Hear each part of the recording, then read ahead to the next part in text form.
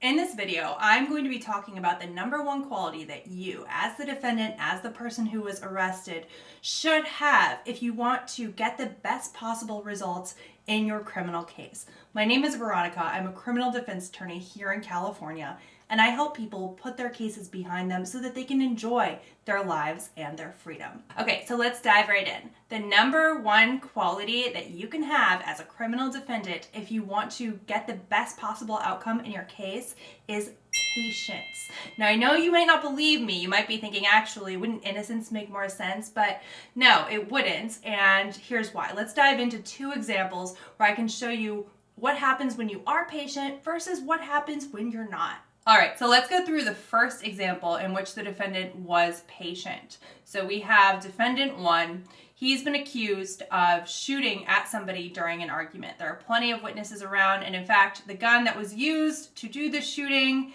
was his registered handgun. Luckily, he missed all 6 times that he tried to shoot at the other person. He also then confessed. Now, he's charged with attempted murder, and he has no criminal history. His defense attorney interviewed him at the jail because she thought, okay, somebody with no criminal history shoots at somebody else 6 times? Like, what the heck happened? After speaking to him, she realizes that self-defense may not be the best strategy, but one thing that she does think is that perhaps a mental health evaluation will yield something that she can use to try to talk to the prosecutor. So the defense attorney gets a court-appointed doctor to go and see her client. Now, every time you get a court-appointed expert, it takes a long time. They have a lot of cases that they are working on, so it's going to take a while. Now, this is an attempted murder charge. His bail is over $1 million. He is sitting in jail. It's hard to be patient when you're in jail, of course, but he is patient. It takes about 3 months to get the report. The defense attorney reads it, and it has exactly what she was hoping for. It shows that he had some past trauma that contributed to his actions. It explains basically that, hey, he's not a bad guy. But for this mental issue, but for past experiences that were traumatic that he had, he wouldn't have done this. So with the client's permission, she shows it to the DA, and the DA says, look, my offer in my file is 20 years, so you're going to have to talk to my supervisor. Court date is set for a few weeks later. The defense attorney, in the meantime, tries to set up a supervisor meeting. The supervisor is out of town.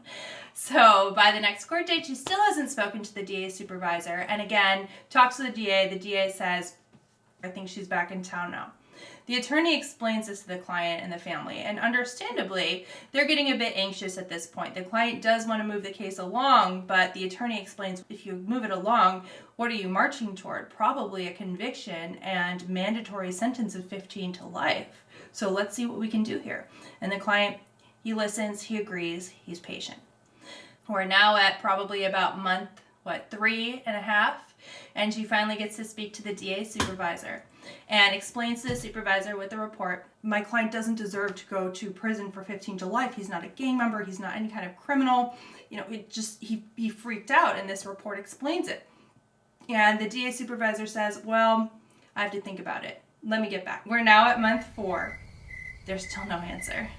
The next time that the attorney and the client go to court, the supervisor actually drops in and gives an offer of 5 years. The attorney and client know that if he goes to trial, he's almost certainly going to lose. So 5 years and a reduced charge is a gift.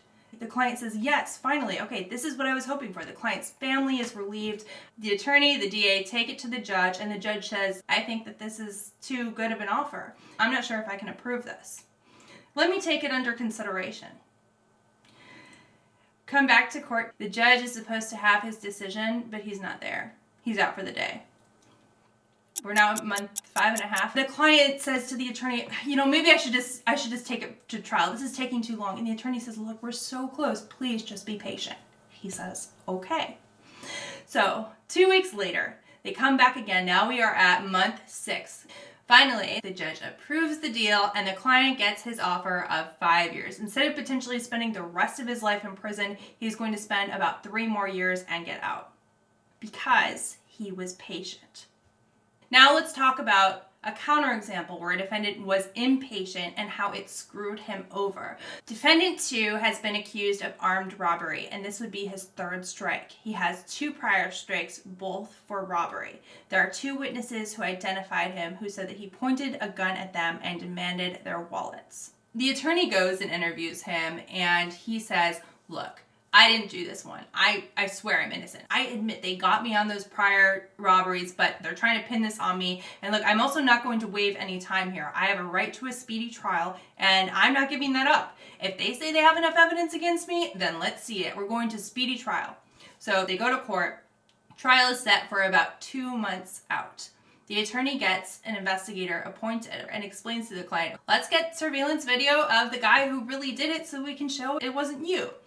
The client says, well, that's cool, but I'm not waiving any time, so he better do it fast. A month goes by, and the investigator is able to get surveillance video of the person who did this, of the robber.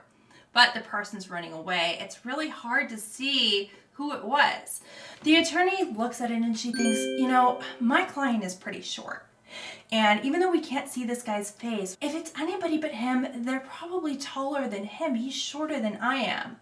The attorney goes in the next day. She gets another expert appointed. This time, this expert is to go out to the site where the surveillance video is and do some measurements, try to figure out using math, using geometry, how tall the person who committed the robbery was. The attorney begs the expert, please hurry. I don't think that my client is going to give us any more time. He's demanding his right to a speedy trial. The expert even goes, he measures the client in jail. He tells the client, hey, I need time to figure all of this out. And he says, I'm not waiving any time. I want my right to a speedy trial. The attorney tries to get a continuance, even against the client's wishes, but the client is the one who has the right to a speedy trial, and the judge says, hey, look, if he wants his trial, we'll give him his trial. The expert is not able to finish in time, and they go to jury trial. There are the 2 witnesses. There's a surveillance video. The attorney tries to argue that he looks taller than her client, but she doesn't really have anything to back that up. And he gets convicted of his 3rd strike armed robbery.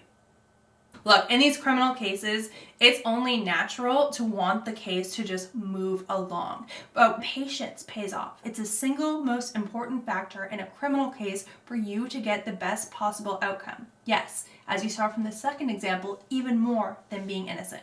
I hope you found this video helpful. If you did, don't forget to subscribe, like, and ring the bell. And if you do have a criminal case in California that you are looking for help with, feel free to book a consultation with me. You can find in the description box down below my phone number and a link to book a call with me.